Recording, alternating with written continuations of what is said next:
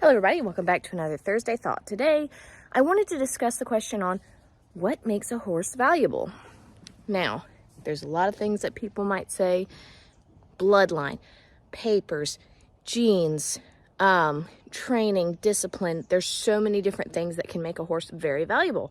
And a lot of these things are definitely factors in what makes a horse valuable. But they aren't the only thing. So to me, there's a lot of things that go into what makes a horse worth it. So you might have a papered horse, but they might have some kind of mental issue as far as too crazy, too wild. They just can't seem to catch things.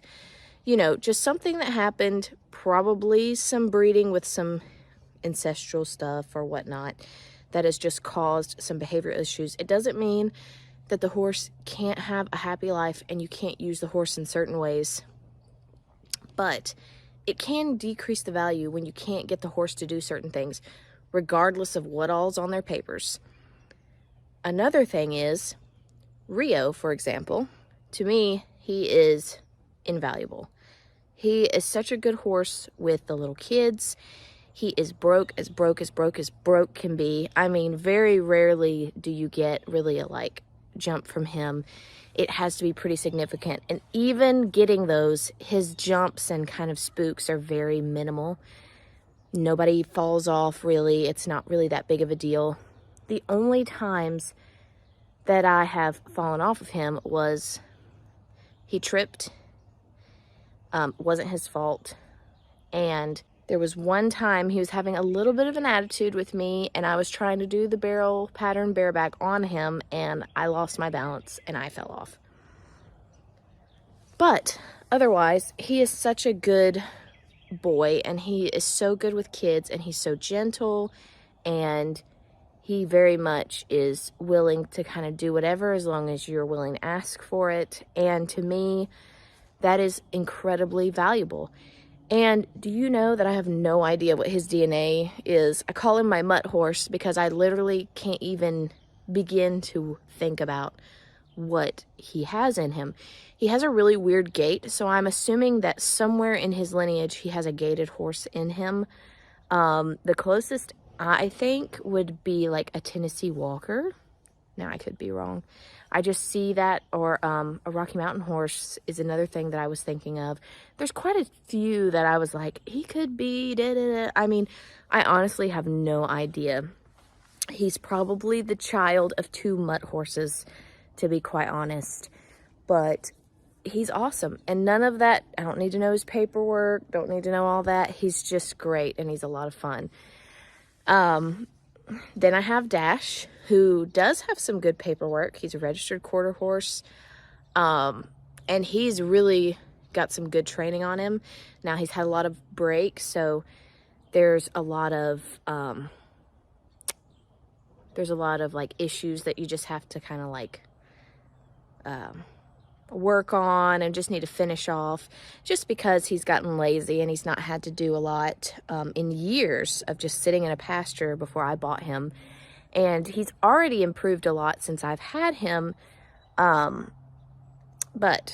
another thing is that I did not pay a ton of money for him because the owners were just wanting him to be bought and go to a good home. So their thing was just make it reasonable and we'll sell him. And so I got him for a good price, considering that he at the time is only 15 and registered quarter horse and has good training on him.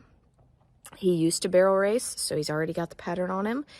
And if you watch him trot and even canter, he has really pretty movement. It's funny, my trainer keeps saying he would do well in the English world. And it's funny because he has that pretty trot and that gait, even though he has the issue with his back left hips, which is where he actually fell in the pasture and tore two muscles, and they came back really strong. And it doesn't bother him.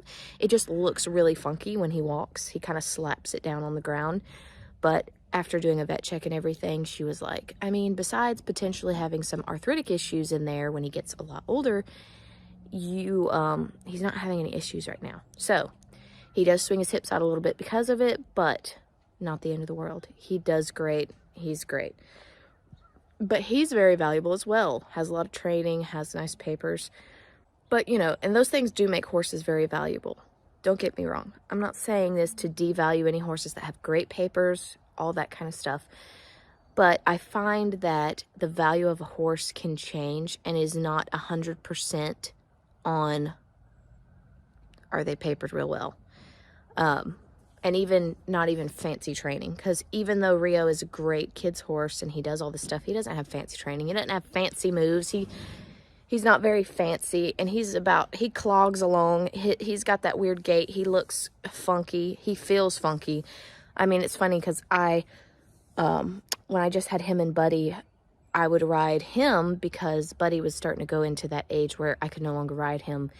And except every once in a while I would jump on and just walk around bareback. But it was so weird riding Rio as opposed to Buddy for the longest time, because it was like, this is really weird. But then I started getting used to it. And then I started riding my trainer's horses some, and I was like, this is really weird. I feel really weird getting from one horse to the other like this, which probably has a ton to do with the fact that he has definitely got some gaited horse in his bloodline somewhere. Anyways, guys, I hope you enjoyed this discussion. I just wanted to say to all you horse owners out there who love your horses, whether they're fancy or not, and just know that it doesn't matter, because you love them and they work for you and they're everything that you need, whether they're papered, whether they're fancy trained or not. And that's all that matters. And that's what makes them valuable. It makes them valuable to you.